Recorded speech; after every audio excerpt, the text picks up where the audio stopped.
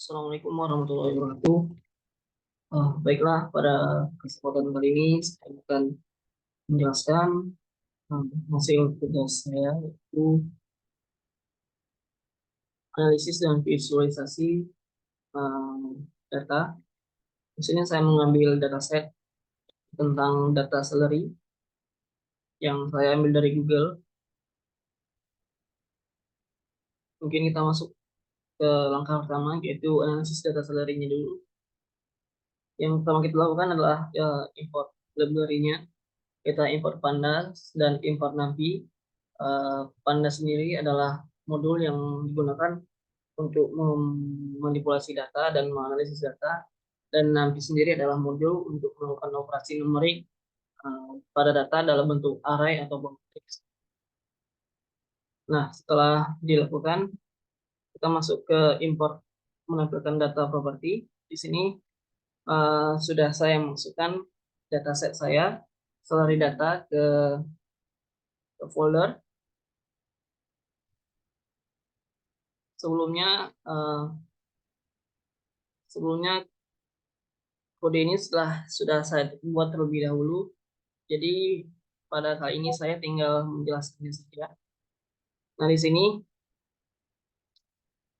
akan muncul hmm, hasil dari di sini akan muncul data propertinya dengan kode TFP sama dengan pd.read CFV CSV content salary data.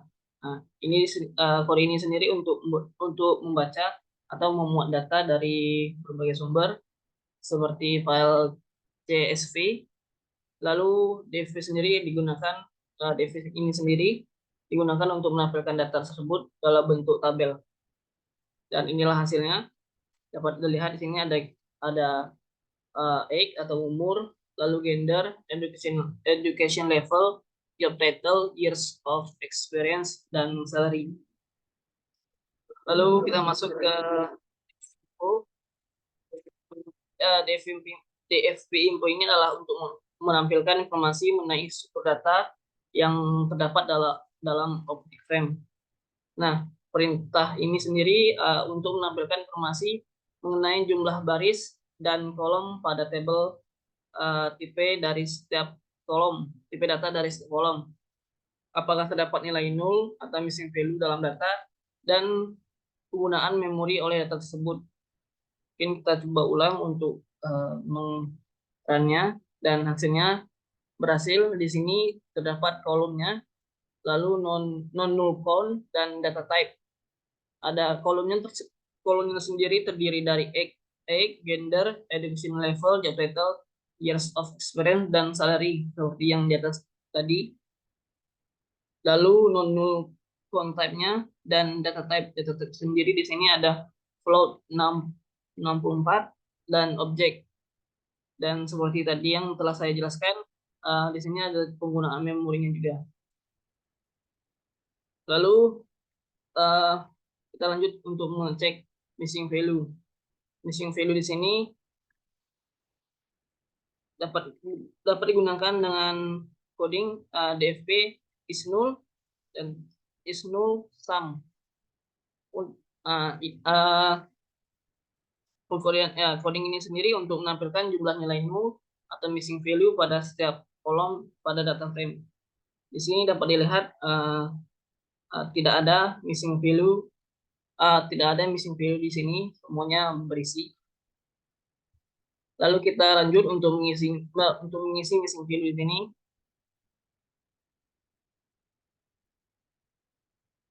Di sini ada semuanya kita masukin. Di sini ada age, gender, education level, job title, years of experience, dan salary.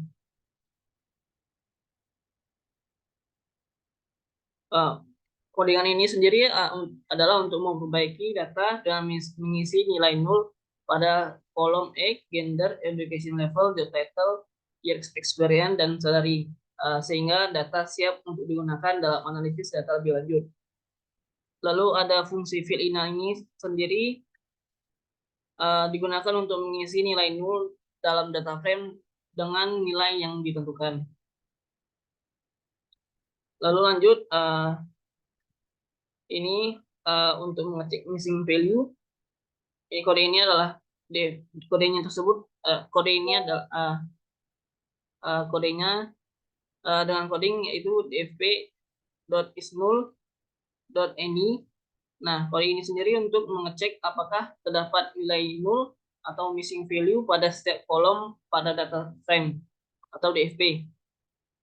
Nah, hasil dari perintah ini sendiri, hasil dari perintah ini adalah data frame baru yang menunjukkan apakah ada nilai null pada setiap kolom. Jika ada nilai null, maka akan ditampilkan true.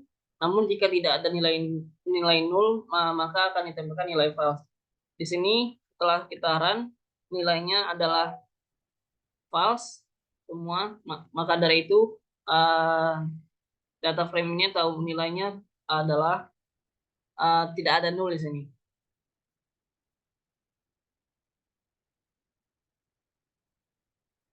Lalu kita lanjut di sini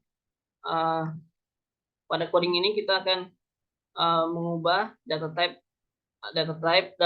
tipe data kolom job title dari tipe data aslinya, misalnya integer atau float, menjadi data objek. Di sini sendiri sebenarnya job title sudah menjadi objek karena job title seharusnya memiliki objek, maka seharusnya perintah astype objek digunakan untuk mengubah tipe data tersebut menjadi tipe yang seharusnya. Nah, mungkin di sini kita bisa ubah juga seperti seperti egg menjadi objek ataupun sebaliknya di sini. Metode astype sendiri dari Panda digunakan untuk mengubah tipe data suatu kolom pada data frame menjadi data yang diinginkan. Lalu di sini yang terakhir adalah data salary siap olah. Nah, di codingan ini di coding ini digunakan untuk menyimpan data frame yang telah diperbaiki dan dimodifikasi dalam format file CSV dengan nama file salary data clean. Setelah kita menganalisis datanya, kita akan masuk ke visualisasi data salary-nya. Pertama-tama kita akan menginstal Chevron. Chevron sendiri digunakan untuk menginstal library Chevron dalam lingkungan kerja Python. Chevron sendiri adalah suatu library yang digunakan untuk memvisualisasi data pada Python. Chevron ini memungkinkan pengguna untuk membuat plot yang lebih menarik dan lebih informatif dengan mudah dan efisien. Chevron sendiri biasanya digunakan bersama library Panda dan NumPy untuk menghasilkan visualisasi yang baik dari data yang telah disimpan. Di sini akan kita coba install, akan kita coba run. Sebelumnya sudah saya coba dan hasilnya berhasil di run ya. Lalu kita masuk untuk mengimport library-nya. Di sini kita akan mengimport matplotlib, pilot, dan Chevron-nya. Matplotlib sendiri adalah library Python yang digunakan untuk memvisualisasi data dalam bentuk grafik dan plot, dan Matplotlib sendiri menyediakan berbagai macam jenis plot seperti bar chart, line chart, scatter plot, dan masih banyak lagi. Dan Chevron sendiri yang telah saya jelaskan adalah bentuk library Python yang digunakan untuk memvisualisasi data dalam bentuk plot yang lebih menarik dan informatif. Lalu kita lanjut di sini. Codingan selanjutnya yaitu untuk menghitung frekuensi kemunculan nilai dalam kolom salary. Di sini salary DFP data frame atau data frame salary value count. Di sini saya ingin menghitung frekuensi kemunculan nilai dalam kolom salary dari data frame ya. Metode value count pada Panda digunakan untuk menghitung berapa kali suatu nilai muncul dalam data frame. Dalam hal ini dengan menggunakan perintah dfp salary.valueCounts. Di sini pengguna atau kita sebagai user yang menghitung berapa kali setiap nilai muncul. Di sini telah saya run dan begini hasilnya. Lalu kita masuk untuk memvisualisasi datanya. Yang pertama kita lakukan adalah um, membuat figur atau ukuran daripada grafik atau gambar yang akan dibuat. Di sini plt.figure, lalu buka kurung fix size sama dengan 16,18 tutup kurung. Nah, di sini mengartikan PLT figure ini sebagai kita akan membuat figurnya atau gambarnya atau grafiknya dengan size-nya 16,18 itu yaitu 16 kali 18 inci ya. Lalu kita buat subplotnya. Lalu di sini yang kedua, langkah kedua PLT subplot. PLT subplot ini adalah posisi atau posisi subplot ini adalah ya subplot ini adalah sebuah grafik dalam satu gambar ya. Dan di sini 121 ini adalah sebuah posisinya, yaitu kalau misalnya 121 berarti posisi yang pertama gambar atau grafik yang pertama kali akan muncul itu di sebelah kiri. Nah, lalu di sini ya dapat dilihat juga yang di sini 11122 yang artinya subplot yang dibuat yang kedua ini akan muncul di sebelah kanan. Lalu di sini ada DFP res, DFP res sama dengan DFE, gender, job title, salary, education level, dan experience.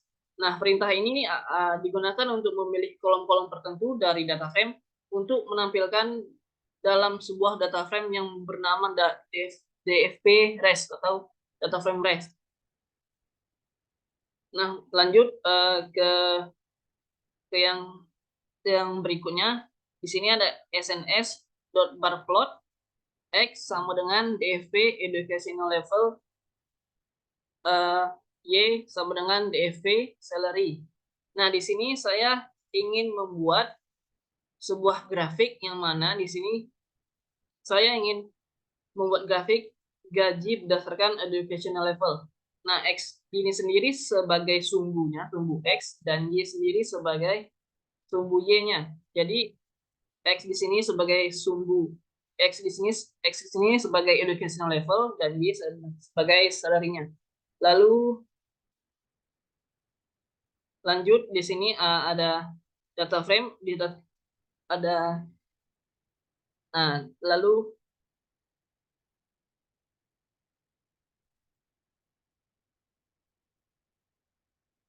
ada plt.ylabel. Nah, di sini saya ingin membuat labelnya. Y label di sini adalah salary-nya, lalu X labelnya adalah educational level. X text sendiri sebagai untuk memutar sumbu label agar label tidak tumpang tindih. Lalu PLT title ini adalah untuk menampilkan title atau judul yang telah saya buat di sini. Coba kita run.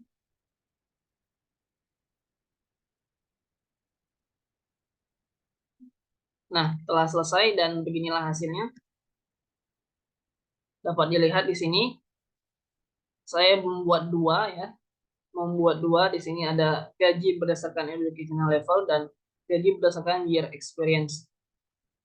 Nah, di sini education levelnya ada 3, ada sarjana, master, dan PhD 3 ya. Dengan yang paling rendah sarjana dengan pendapatan atau gaji yang paling rendah di sini. Lalu disusul dengan master dan PhD atau S3 di sini paling tinggi. Nah, di sini juga ada saya membuat dua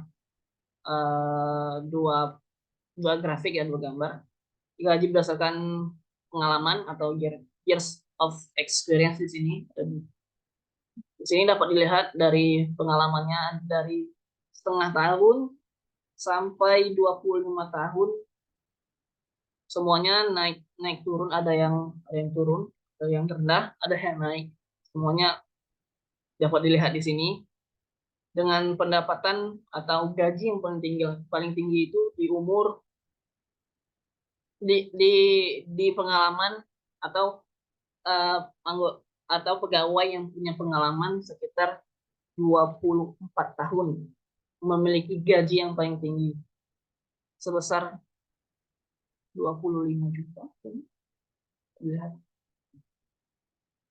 Lalu kita lanjut membuat sebuah garis grafik ya di sini. Nah, di sini perintah codingnya di sini adalah UW sama dengan pd.dataframe dfp.groupy years experience lalu min x start value. Nah, perintah UW di sini untuk membuat data frame baru yang berisikan rata-rata umur pada setiap kelompok berdasarkan years experience. Lalu di sini ada UW plot kind line UW.plot kind sama dengan line. Nah, di sini untuk membuat plot garis data di dalam data frame tersebut. Nah, di sini sebelum saya jelaskan ya, saya di sini ingin membuat sebuah uh, sebuah sebuah saya di sini ingin membuat sebuah pengalaman yang berdasarkan umur, yang mana nantinya seberapa banyak orang, seberapa banyak pegawai yang memiliki pengalaman yang paling banyak sesuai umur. Maksudnya begini, uh, saya ingin menampilkan umur berapa yang memiliki pengalaman paling banyak. Umur berapa yang memiliki pengalaman paling banyak. Nah, di sini saya ingin membuatnya dalam bentuk garis ya.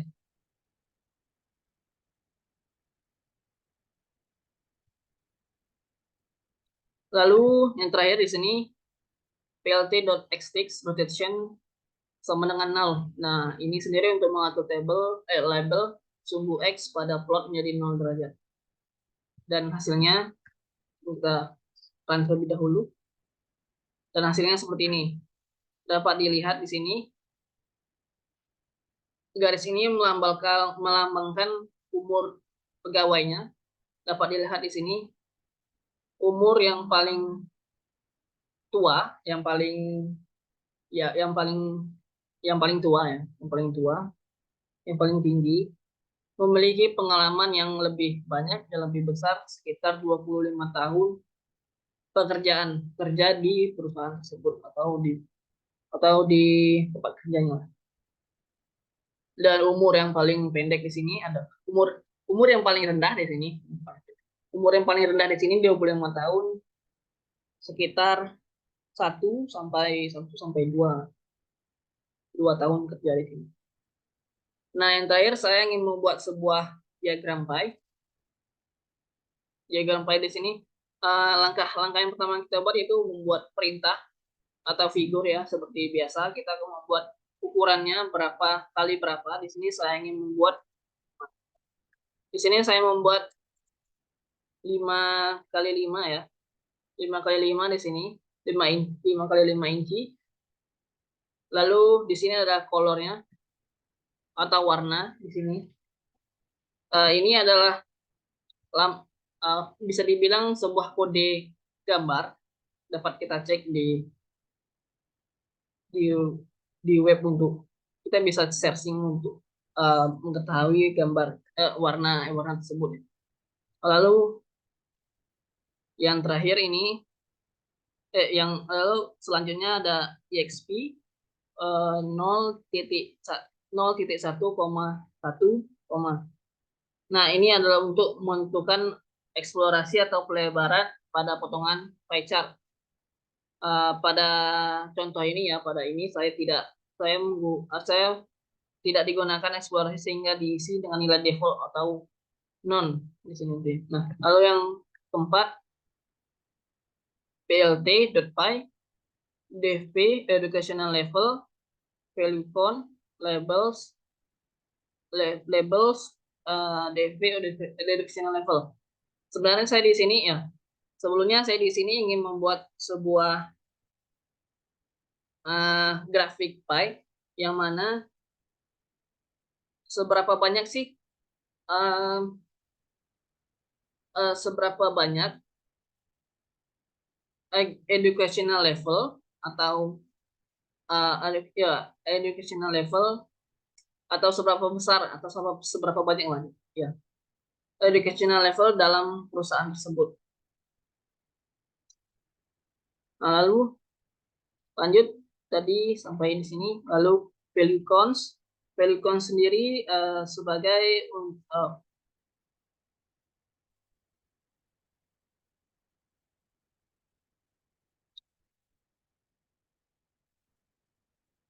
value cons sendiri sebagai untuk menampilkan nilainya.